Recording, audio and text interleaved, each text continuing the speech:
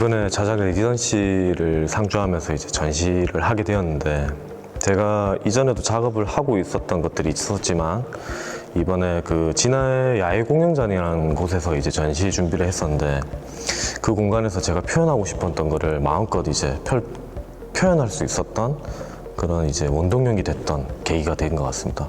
뭐 이제 제가 작업하는 것도 시작이지만은 앞으로 더 나아갈 저의 작업 이제 그림이 나아가야 될 이제 방향성이 좀 더 확고해졌다고 생각이 듭니다.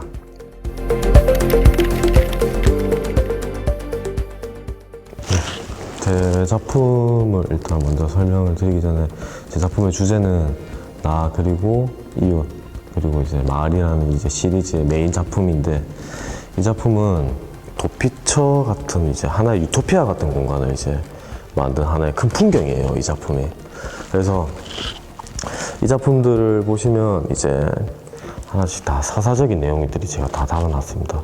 그런 내용들을 지켜보시면서 그거를 제가 표현했던 거를 이제 메시지라든지 이런 거를 한번 어떤 것들이 있는 건지 찾아보는 이런 재미가 이제 제 관람하는 작품의 하나의 요소이기도 하거든요. 자, 그 다음 이제 제가 소개시켜드릴 작품은 이제 이웃집이라는 작품인데, 제가 작품을 보시면 이제 제 메인 테마 작품과 다르게 작품 건물이 이제 조금 사람 같은 모습을 가지고 있어요. 창문을 보시면 이제 사람 눈 같은 모습을 가지고 있고, 또는 이제 사람 손처럼 이렇게 캐릭터화돼서 가지고 이제 나와 있는 장면도 있는데, 제가 표현하고 싶은 이제 메시지는 어찌 보면 이제 가슴 아픈 상황이지만은 그걸 놓지 못하는 우리 또 현대인들의 같은 이제 모습을 제가 슬프지만 이제 약간 좀 건물을 의인화시켜서 표현한 장면으로 보시면 될 것 같습니다. 그 다음 이제 작품을 보시면 이제 천사와 말이라는 작품인데, 저 천사와 말을 보시면 올가매던 이제 이런 거를 좀 벗어나고 이제 자유롭게 이제 숲을 향해 달려가는 그런 모습이거든요. 천사가 그거를 이끌어주고 있는 또 그런 장면입니다. 제가 평소에 좀 약간 이런 작품을 좀 희망적인 이런 메시지를 좀 담고 싶어서 저런 작품을 따로 좀 표현하게 되었습니다.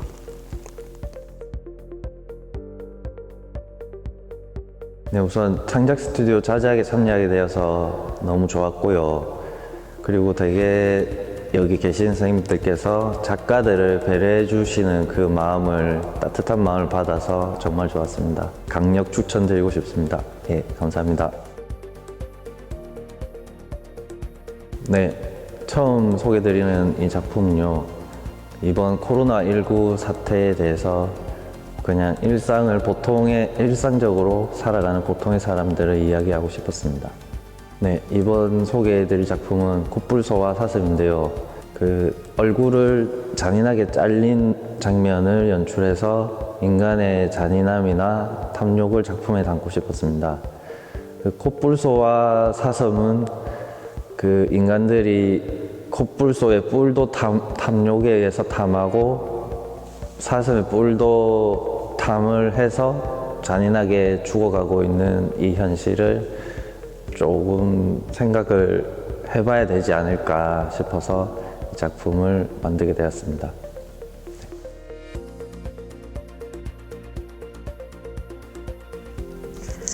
작년에 자작에 참여하면서 평론, 재료비 등 여러 가지 지원을 받을 수 있었습니다. 일정 기간 동안 지원을 받으면서 활동을 하는 거라 신작에 대한 부담감도 좀 있었지만 그것이 계기가 돼서 작품에 집중할 수 있었던 시간이었던 것 같습니다. 아직까지 개선해야 될 점이 좀 있기는 하지만 꾸준히 이어져서 좋은 모습으로 발전됐으면 좋겠습니다.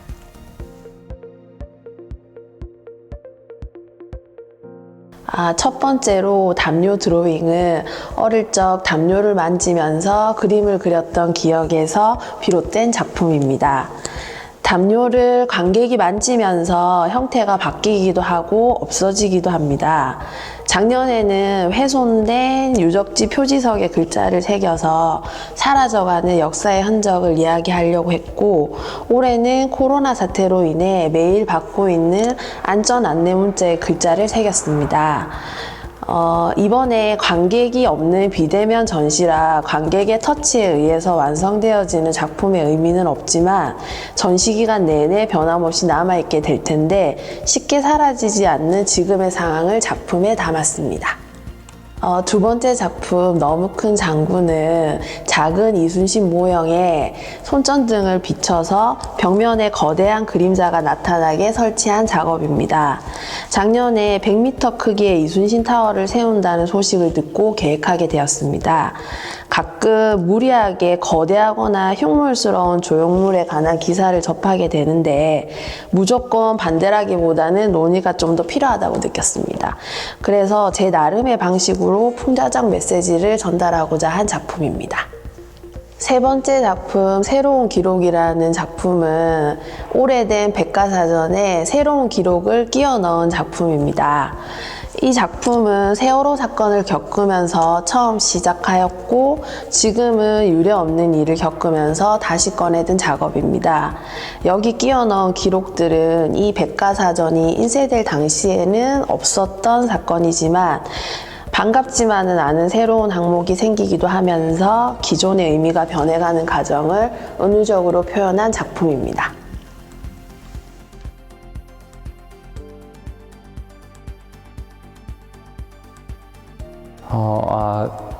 이게 벌써 작년에 지원을 해가지고 올해 코로나 때문에 미뤄져서 이제 올해 말에 전시를 하게 됐는데 일단 1년이 지난 시점에서 돌이켜서 생각해보면 되게 그 넓은 공간을 작업장으로 쓸 수 있었다는 것과 또 별도의 지원금이 나와서 재료비라던가 그런 쪽으로 더 많은 보탬이 된 것에 대해서 정말 고맙게 생각하고 제가 그 작업을 더 하는 데 있어서 많은 도움이 됐던 것 같아요.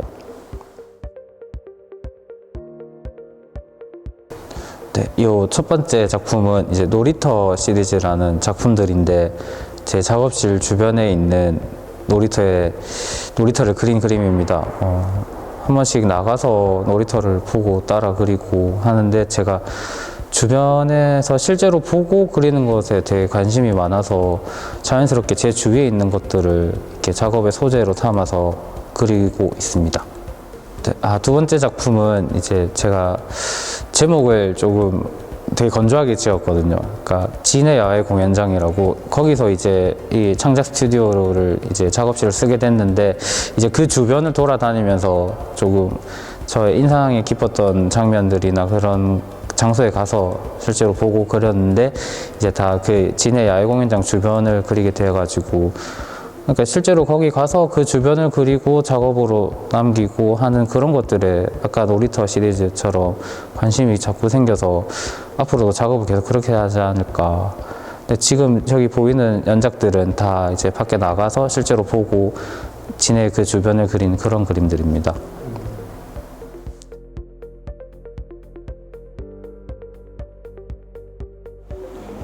혼자서 작업을 하게 될 경우 생기는 고민들을 창작 스튜디오 자작에서 다른 작가분들과 같이 작업을 하면서 어느 정도 해소할 수 있었고 또 제 자신에게도 작업을 지속할 수 있는 계기가 되었습니다. 이번 작업은 저희 할머니 이야기를 담았습니다. 소중한 사람의 지나간 시간이자 누군가에겐 지나갈 시간을 인간의 가장 기본적인 동작이자 사회적 활동이라 할 수 있는 걸음이라는 주제를 통해 표현하고자 하였습니다. 누워져 있거나 세워져 있는 물건들을 기록하듯 캔버스에 옮겼고 재활 보조기 후에 반복해서 걸음으로써 갈망이라는 감정과 시간에 순응하는 인간의 모습을 전달하고자 하였습니다.